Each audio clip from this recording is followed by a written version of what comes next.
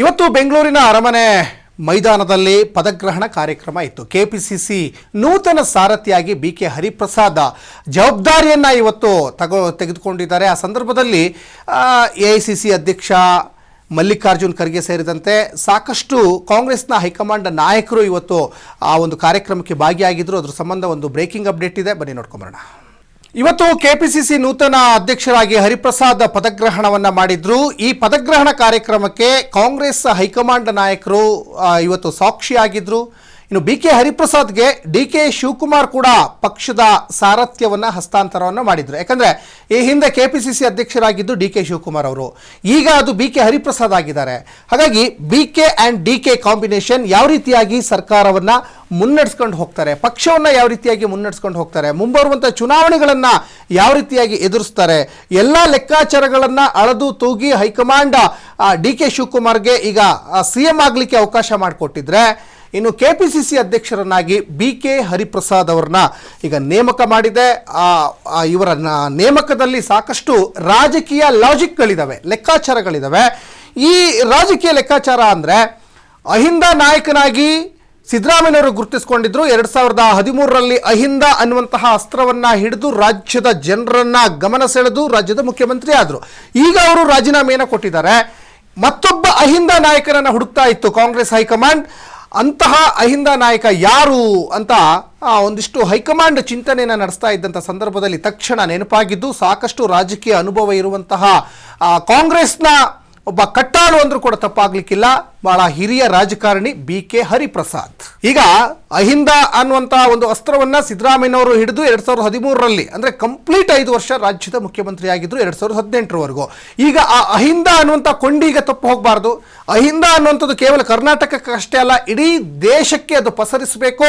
ಮುಂದಿನ 2028ರ ಒಂದು ರಾಜ್ಯ ವಿಧಾನಸಭಾ ಚುನಾವಣೆ ಇದೆ, 2029ಕ್ಕೆ ಲೋಕಸಭಾ ಚುನಾವಣೆ ಇದೆ. ಈ ಎಲ್ಲ ಚುನಾವಣೆಯನ್ನ ಕರ್ನಾಟಕ ಸೇರಿದಂತೆ ಇಡೀ ದೇಶದಾದ್ಯಂತ ಅಹಿಂದ ಅನ್ನುವಂತಹ ಒಂದು ಅಸ್ತ್ರವನ್ನು ಪ್ರಯೋಗ ಮಾಡಿ ಕಾಂಗ್ರೆಸ್ ಮತ ಕಬ್ಜವನ್ನು ಮಾಡಬೇಕಾದಂತಹ ಅನಿವಾರ್ಯತೆ ಎದುರಾಗಿದೆ.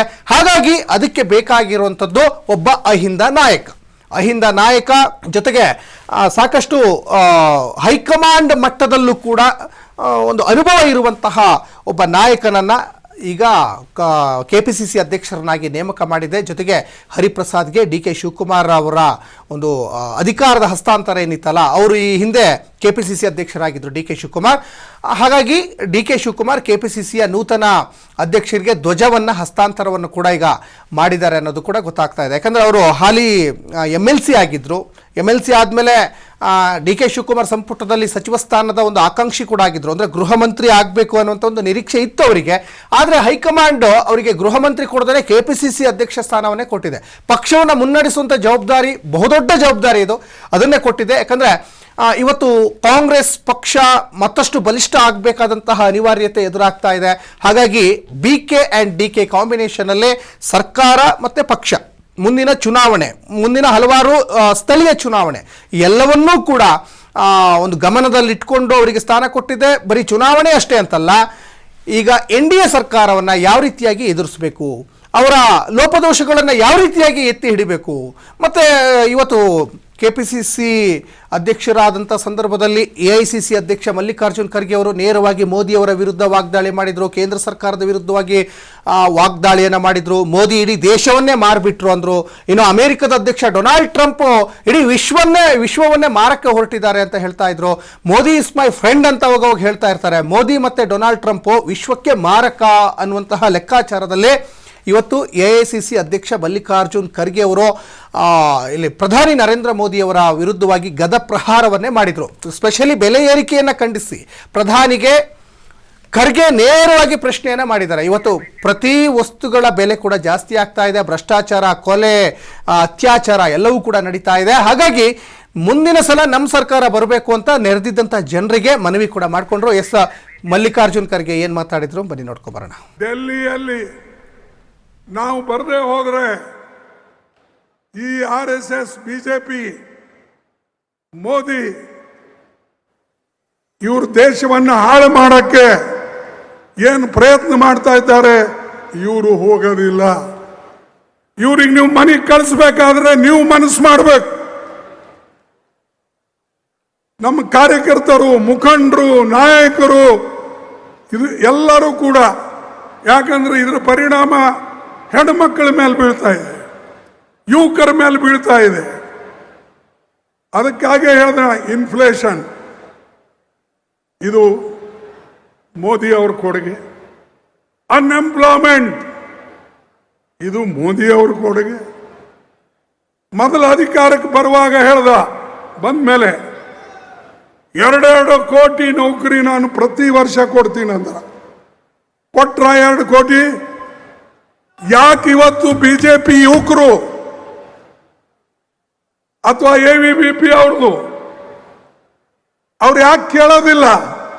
ನಮ್ಮ ಸರ್ಕಾರದಲ್ಲಿದ್ದಾಗ ಏನಾರ ಒಂದು ಸಣ್ಣ ಗ್ಯಾಸ್ ಪ್ರೈಸ್ ಏರಿದ್ರೆ ಅಥವಾ ನಮ್ಮ ಕಮರ್ಷಿಯಲ್ ಗ್ಯಾಸಿನ ಪ್ರೈಸ್ ಏರಿದ್ರೆ ಅಥವಾ ಎಸೆನ್ಷಿಯಲ್ ಕಮ್ಯಾಡಿಟೀಸ್ ಪ್ರೈಸ್ ಏರಿದ್ರೆ ಬೀದಿಗೆ ಬರ್ತಿದ್ರು ಚಂಡ ಹಿಡ್ಕೊಂಡು. ಈಗ ಎಲ್ಲಿ ಹೋಗಿವೆ ಅವ್ರ ಚಂಡಗಳು? ಎಲ್ಲಿದ್ದಾರೆ ಬಿಜೆಪಿದವರು? ಯಾಕೆ ಹೋರಾಟ ಮಾಡ್ತಾ ಇಲ್ಲ? ಯಾಕಂದ್ರೆ ಅವರು ಬಡವರ ಮೇಲೆ ದಬ್ಬಾಳಿಕೆ ಮಾಡಬೇಕು ಅನ್ನತಕ್ಕಂಥದ್ದೇ ಅವ್ರ ಇಚ್ಛೆ. ಅದು ಅಲ್ಲದೆ ಸಾವಿರಾರು ವರ್ಷದಿಂದ ಏನು ಅವರು ಆಳ್ಕೊಂಡು ಬಂದಿದ್ದಾರೆ. ಕೆಲವು ಜನರ ಕೈಯಲ್ಲೇ ಏನು ಅಧಿಕಾರ ಇತ್ತು, ಆ ಅಧಿಕಾರವನ್ನ ಮೋದಿಯವರು ಅದೇ ರೀತಿಯಾಗಿ ಮುಂದುವರಿಸಬೇಕು ಅಂತ ಹೇಳಿ ಅವರ ಪ್ರಯತ್ನ ಇದೆ. ಅದಕ್ಕೆ RSS ಅವರಿಗೆ ಅಷ್ಟು ಸಪೋರ್ಟ್ ಮಾಡೋದು, ಅದಕ್ಕೆ ಅವರಿಗೆ AVBP ಸಪೋರ್ಟ್ ಮಾಡೋದು.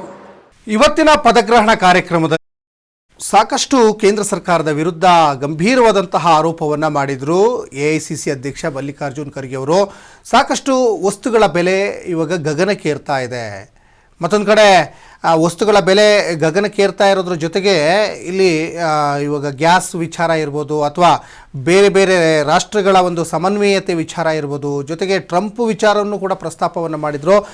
ಟ್ರಂಪು ಪ್ರಧಾನಿ ನರೇಂದ್ರ ಮೋದಿಯವ್ರನ್ನ ನನ್ನ ಗೆಳೆಯ ಅಂತ ಒಂದು ಕಡೆ ಹೇಳ್ತಾ ಇರ್ತಾರೆ. ಆದರೆ ಇಬ್ಬರೂ ಕೂಡ ಒಂದು ಅವರು ಇಡೀ ವಿಶ್ವವನ್ನೇ ಮಾರಕ್ಕೆ ಮುಂದಾಗ್ತಾ ಇದ್ದಾರೆ, ವಿಶ್ವವನ್ನು ತನ್ನತ್ತ ಸೆಳಿಲಿಕ್ಕೆ ಮುಂದಾಗ್ತಾ ಇದ್ದಾರೆ. ಮೋದಿಯವರು ಇಡೀ ಭಾರತವನ್ನು ಮಾರ್ಲಿಕ್ಕೆ ಮುಂದಾಗ್ತಾ ಇದ್ದಾರೆ. ಇವ್ರನ್ನ ಹಿಂಗೆ ಬಿಟ್ಟರೆ ಕಷ್ಟ ಆಗ್ತದೆ, ಇವ್ರನ್ನ ಮನೆ ಕಳಿಸ್ಬೇಕು, ಮತ್ತು ನಮಗೊಂದು ಅಧಿಕಾರ ಕೊಟ್ಟು ನೋಡಿ, ಅಲ್ಲಿ ಎಲ್ಲಿ ದೊಡ್ಡ ಮಟ್ಟದಲ್ಲಿ ಅಧಿಕಾರವನ್ನು ಕೊಟ್ಟು ನೋಡಿ, ನಾವು ಸರ್ಕಾರವನ್ನು ಮುನ್ನಡೆಸ್ಕೊಂಡು ಹೋಗ್ತೀವಿ, ಮೋದಿ ದೇಶಕ್ಕೆ ಅಪಾಯ ಅಂತ ಒಂದು ಕಡೆ ಇವತ್ತಿನ ಈ ಒಂದು ಪದಗ್ರಹಣ ಕಾರ್ಯಕ್ರಮದಲ್ಲಿ AICC ಅಧ್ಯಕ್ಷ ಮಲ್ಲಿಕಾರ್ಜುನ್ ಖರ್ಗೆ ಅವರು ಗುಡುಗಿದ್ರು. ಜೊತೆಗೆ ಬೇರೆ ಬೇರೆ ನಾಯಕರು ರಣದೀಪ್ ಸಿಂಗ್ ಸುರ್ಜೇವಾಲಾ ಕೂಡ ಮಾತನಾಡಿದರು. ಒಟ್ಟಿನಲ್ಲಿ ಇವತ್ತಿನ ಈ ಪದಗ್ರಹಣ ಕಾರ್ಯಕ್ರಮ ಒಂದು ಕಡೆ ಇವತ್ತು BK ಹರಿಪ್ರಸಾದ್ ಅವರು ಆ ಒಂದು ಜವಾಬ್ದಾರಿಯನ್ನು ವಹಿಸ್ಕೊಂಡಿದ್ದಾರೆ. ಜವಾಬ್ದಾರಿ ಹೊತ್ಕೊಳ್ಳುವ ಜೊತೆಗೇ ಕೇಂದ್ರ ಸರ್ಕಾರದ ವಿರುದ್ಧವಾಗಿ ಖರ್ಗೆ ಅವರು ಒಂದು ತೆಗೆದಿದ್ದಾರೆ, ಟೀಕೆ ಮಾಡಿದ್ದಾರೆ. ಅದನ್ನು ಯಾವ ರೀತಿಯಾಗಿ ಈಗ BK ಹರಿಪ್ರಸಾದ್ ಅದನ್ನು ಮುನ್ನಡೆಸ್ಕೊಂಡು ಹೋಗ್ತಾರೆ ಅನ್ನುವಂಥದ್ದು ಸದ್ಯಕ್ಕಿರುವಂತಹ ಕುತೂಹಲ. ಯಾಕಂದರೆ ಮುಂದಿನ ಚುನಾವಣೆಯನ್ನು ಗುರಿಯಾಗಿಸಿಕೊಂಡು ಈಗ ಹೋರಾಟ ಮಾಡಲೇಬೇಕಾಗಿದೆ. ಒಂದು ವಿಧಾನಸಭಾ ಚುನಾವಣೆ ಇದೆ 2028ರಲ್ಲಿ. ಅದು KPCC ಅಧ್ಯಕ್ಷರ ಮೇಲೆ ಒಂದು ದೊಡ್ಡ ಜವಾಬ್ದಾರಿ ಇದೆ. ಅದ್ರ ಜೊತೆಗೆ 2029ರಲ್ಲಿ ಲೋಕಸಭಾ ಚುನಾವಣೆ ಇದೆ. ಆ ಚುನಾವಣೆಗೆ ಅಹಿಂದ ಅನ್ನುವಂತಹ ಒಂದು ಅಸ್ತ್ರವನ್ನು ಪ್ರಯೋಗ ಮಾಡಿ ಈಗ ಮತ್ತೆ ಜನರ ಮತವನ್ನು ಮತ್ತೆ ಕಬಳಿಸಬೇಕಾದಂತಹ ಅನಿವಾರ್ಯತೆ ಈಗ ಕಾಂಗ್ರೆಸ್ ಪಕ್ಷಕ್ಕೆ ಎದುರಾಗಿದೆ.